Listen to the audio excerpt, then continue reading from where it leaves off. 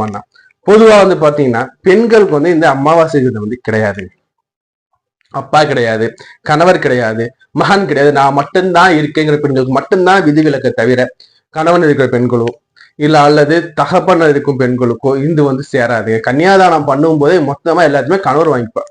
வேலைக்கு போறேன், வேலை கிடைக்கல, படிச்சிருக்கேன், இல்லை நல்லா படிச்சுட்டு போறேன், எக்ஸாம்ல மறந்துடுறேன், நல்லா இருக்கேன், எனக்கு என்னன்னு தெரியல, உடம்பு அப்பப்போ வந்து போட்டு வாட்டி வதைக்குது, கண் திஷ்டியா என்னன்னு தெரியல, வீட்டுல குடும்ப சண்டை வந்துகிட்டே இருக்கு, ஒரு இடம் வாங்க போறேன், அது எக்கச்சக்கமான வில்லங்கள், பணத்தை கொடுத்துட்டா எனக்கு லாஸ் ஆயிடுச்சுங்கிறது. அடுத்தபடியா பாத்தீங்கன்னா வந்து வண்டி வாங்கினேன், எனக்கு ஓடல, ஏதோ சொல்லிக்கிட்டே போலாங்க.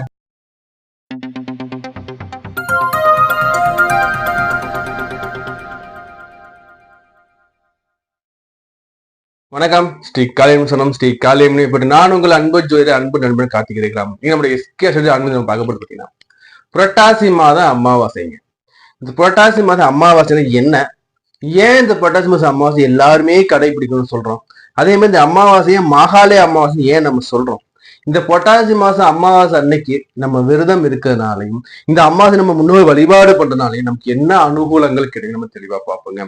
அதற்கு முன்னாடி நீங்க நம்ம எஸ்கே நீங்க சப்ஸ்கிரைப் பண்ணாம தான் வீடியோஸ் பார்த்துட்டு இருக்கீங்கன்னா உங்களுடைய விலை மதிப்பு இல்லாத பொண்ணா சப்ஸ்கிரைப் பண்ணி கிளிக் பண்ணுங்க, கூடவே பெல்லை கிளிக் பண்ணி வச்சுக்கோங்க. அப்பதான் நாம் போடுற வீடியோ எல்லாரும் வந்துகிட்டே இருக்கும். நம்ம வீடியோஸ் எல்லாமே லைக் பண்ணுங்க, உங்களோட ஃப்ரெண்ட்ஸ், உற்றார், உறவினர், சக ஊழியர் ஆனா நீங்க பகிர்ந்தளிங்க, அப்ப நீங்க விஷயத்த அவங்களும் தெரிஞ்சுப்பாங்க.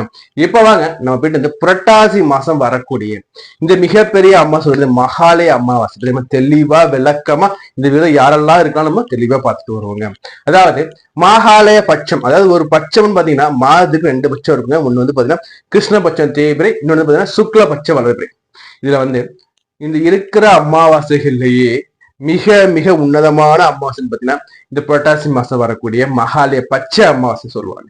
இது ஏன் சொல்றேன்னா கிருஷ்ண பட்சத்துல வரக்கூடியதுங்க. அதாவது பௌர்ணமிக்கு பிறகு வரக்கூடிய அந்த அமாவாசை நெருங்கக்கூடிய அந்த 15 நாட்களும் பாத்தீங்கன்னா இந்த ஒரு பட்சமாக சொல்லி இந்த பச்சை தண்ணி பாத்தீங்கன்னா நம்ம முன்னோர்கள் எல்லாருமே நம்ம வீடு தேடி வரக்கூடியதுங்க. அதாவது பலருக்கு பித்ரு சாபங்கள், பித்ரு தோஷங்கள் இருக்குன்னா அவங்க அந்த பித்ரு சாபத்தையும் பித்ரு தோஷத்தையும் போக்கிக் கொள்ள ஒரு மிக மிக உன்னதமான அந்த வழிபாட்டு முறைனா இந்த மகாலய பட்ச வழிபாட்டு முறைங்க.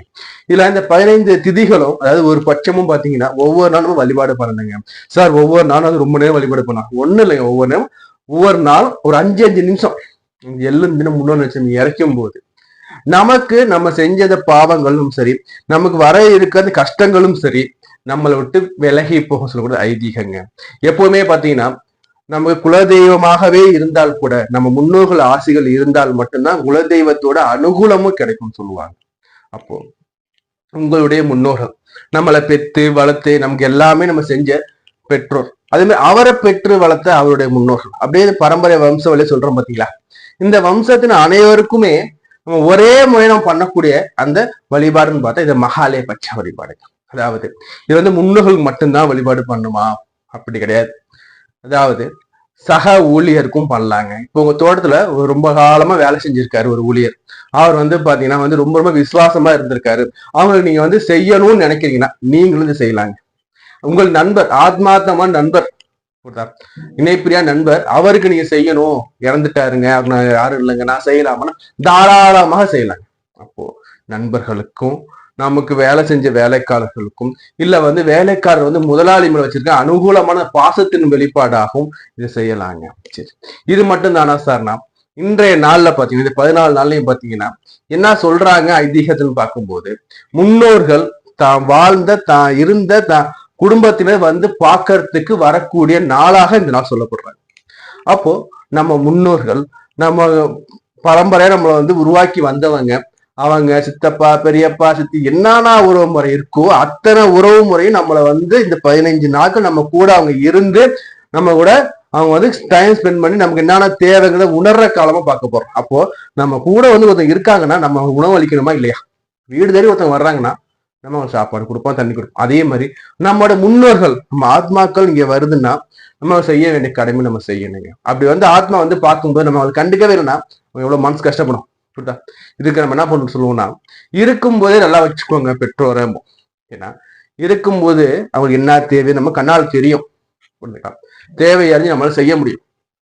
இது நமக்கு தேவை, இது அவங்களுக்கு தேவை, இதை பிரியப்படுறாங்க, நம்மளால செய்ய முடியும். அதனாலதான் இருக்கும்போதே பெற்றோர்களை சந்தோஷமா வச்சுக்கோங்க, அவங்களுக்கு தேவையானதை செய்யுங்க நம்ம சொல்றோம். அதே அவங்க இறந்த ஆத்மாவா வர்றாங்கன்னா நமக்கு தெரியுமா? தெரியாது. அப்போ நம்ம எல்லாரும் பண்ணக்கூடிய அந்த எள்ளும் தண்ணி அவங்களுக்கு இறக்கிறது கண்டிப்பா தவற விடாதீங்க. ஏன்னா அந்த ஒரு ஆத்மா தூக்கி வளர்த்த ஆத்மா உங்க இல்லத்துல வந்து அமர்ந்திருக்குன்னா நம்ம செய்யணும் இல்லையா? வந்து பாக்குமா இல்ல எப்படி இருக்காங்க, நம்ம நினைக்கிறாங்க நினைச்சு பாக்குறாங்க சொல்லி வந்து பாக்குமா.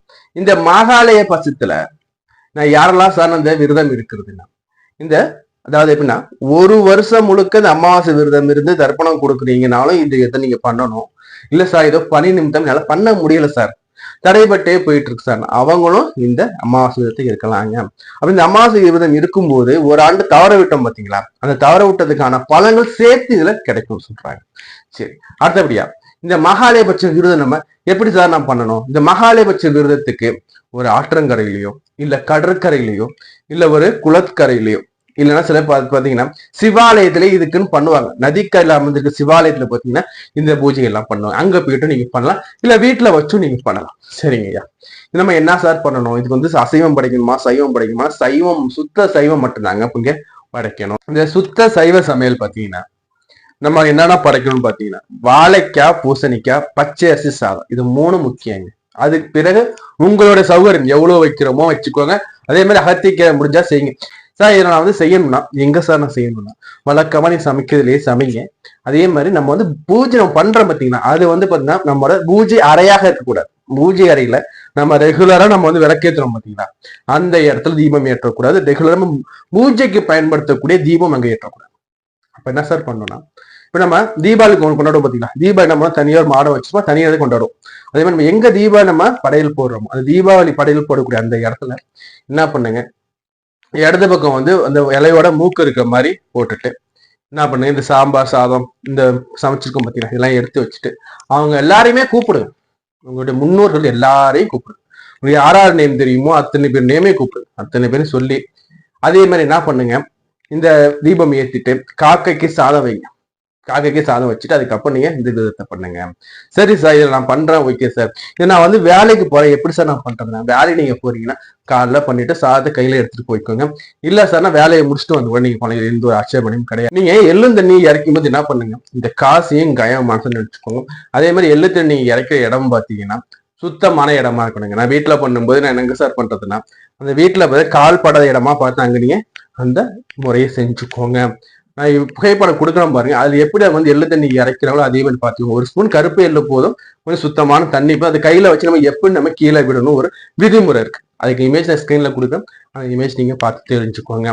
சரி சார், இந்த விரதம் வந்து நான் இருக்கும்போது சார் பெண்கள் இருக்கலாமான்னா பொதுவா வந்து பாத்தீங்கன்னா பெண்களுக்கு வந்து இந்த அமாவாசை விரதம் வந்து கிடையாது.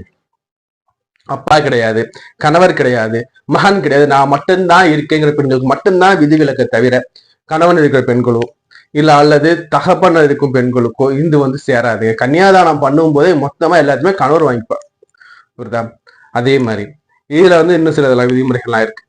ஆண்கள் பண்ணும்போது பாத்தீங்கன்னா ஆண்கள் வந்து இந்த காரியம் செய்யும் போது எள்ளு தண்ணி இறக்கும் போது அப்பாவுக்காக இறக்கலாம் அல்லது பிள்ளைகளுக்காக இறக்கலாம், இல்ல முன்னோர்களுக்காக இறக்கும் போது பாத்தீங்கன்னா அப்பா அம்மா இருவரும் இருக்காங்கன்னா அந்த ஆண்கள் இறக்க தேவை. அந்த ஆண்கள் வழிபாடு மட்டும் பண்ணா போதும், சிவாலயத்தை விட்டு விளக்கு போட்டா மட்டும் போதும், யாருமே இல்லைன்னா பண்ணலாம். அதே மாதிரி மகனோ இல்ல மகளோ குழந்தைகள் இறந்திருக்குன்னா அவர் செய்யலாம். குழந்தைகள் தவறிய அந்த பெற்றோர்கள் செய்யலாம். அவர்களுக்கு பெற்றோர்கள் இருந்தாலும் பிரச்சனை கிடையாது. பட் எல்லாருமே இருக்காங்க, நான் என் தாத்தா என் பாட்டியா நான் பண்ண போறேன் போது பாத்தீங்களா, அதுதான் நீங்க வந்து பண்ணக்கூடாதுன்னு சொல்றமே தவிர மற்றது கிடையாது. சரி, அடுத்தபடியா இந்த விரதம் இருக்கிறதுனால என்ன சார் நற்பலன் கிடைக்கும் பாத்தீங்கன்னா, முதல்ல பாத்தீங்கன்னா தடைகள் நீங்குங்க. என்ன தடைன்னு தெரியாது, ஏதோ ஒன்று வந்துகிட்டே இருக்கும். ஒரு வேலைக்கு போறேன், வேலை கிடைக்கல, படிச்சிருக்கேன் இல்லை, நல்லா படிச்சுட்டு போறேன், எக்ஸாம்ல மறந்துடுறேன், நல்லா இருக்கேன், எனக்கு என்னன்னு தெரியல, உடம்பு அப்பப்போ வந்து போட்டு வாட்டி வதைக்குது, கண் திஷ்டியா என்னன்னு தெரியல, வீட்டுல குடும்ப சண்டை வந்துகிட்டே இருக்கு, ஒரு இடம் வாங்க போறேன், அது எக்கச்சக்கமான வில்லங்கள், பணத்தை கொடுத்துட்டா எனக்கு லாஸ் ஆயிடுச்சுங்கிறது. அடுத்தபடியா பாத்தீங்கன்னா வந்து வண்டி வாங்கினேன் எனக்கு ஓடலை, ஏதோ சொல்லிக்கிட்டே போலாங்க. உங்க குழந்தைய திருமணம் வரவன் பாக்குறீங்க, பணம் தட்டிக்கிட்டே போயிட்டு இருக்கு. ஜாதகத்தை எடுத்து எனக்கு வந்து பாத்தீங்கன்னா சூரியன் கேது இணைஞ்சிருக்காரு, சூரியன் சனி இணைஞ்சிருக்காருங்க, எனக்கு சூரியோட ராகு இணைஞ்சிருக்காரு, சூரிய சந்திரன் கூடவே சனி அணைஞ்சிருக்காருங்க. பித்ருதோஷமா இருக்குங்க எனக்கு. சனியோட விட்ட சூரியன் சனி அணைஞ்சிருக்காருங்க.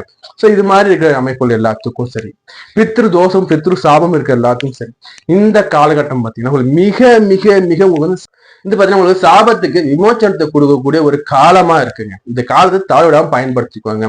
இந்த பித்ருதோஷ வழிபாட்டு முறையில நம்ம சொல்லக்கூடிய அந்த பரிகாரத்துல இந்த மகாலயபட்ச வழிபாடு மிக முக்கியமானதுங்க. இந்த மகாலயபட்ச வழிபாடு அன்னைக்கு உங்க வீட்டுக்கு வரக்கூடிய ஆத்மாக்களை நீங்க சாந்தப்படுத்தியும் அந்த ஆத்மாக்களுக்கு வேண்டியதை நம்ம செய்யும் போது நமக்கு அந்த பலாபலன் மிக அதிகமாக கிடைக்குங்க. அதே மாதிரி பாத்தீங்கன்னா சார் இந்த காலம் தானம் பண்ணலாமான்னா இந்த 15 நாட்கள் தானம் பண்ணுங்க.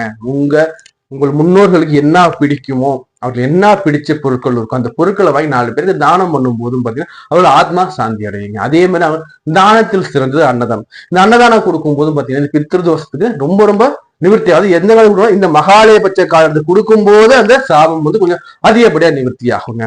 நம்ம இது வரைக்கும் பார்த்தது பாத்தீங்கன்னா இந்த புரட்டாசி மாசம் அமாவாசோட மகாலயபட்ச அமாவாசை எப்படி வழிபாடு பண்ணணும், யார் எப்படி வழிபாடு பண்ணணும் பார்த்தோம் இல்லையா? வரக்கூடிய காலகட்டத்தில் இது மாதிரி எக்கச்சக்கமான வீடியோஸ் ரெடியா நான் காத்துருக்கேன். நீங்க பண்ண வேண்டியது எல்லாமே ஒண்ணுதான், ஒரு விலை மதிப்பு இல்லாத பொண்ணு சப்ஸ்கிரைப் பண்ணி எனக்கு கிளிக் பண்ணி வைங்க. நான் உங்களுக்கு வேற கால் சந்தையும் நான் உங்களுக்கு கார்த்திகேயன். நன்றி, வணக்கம்.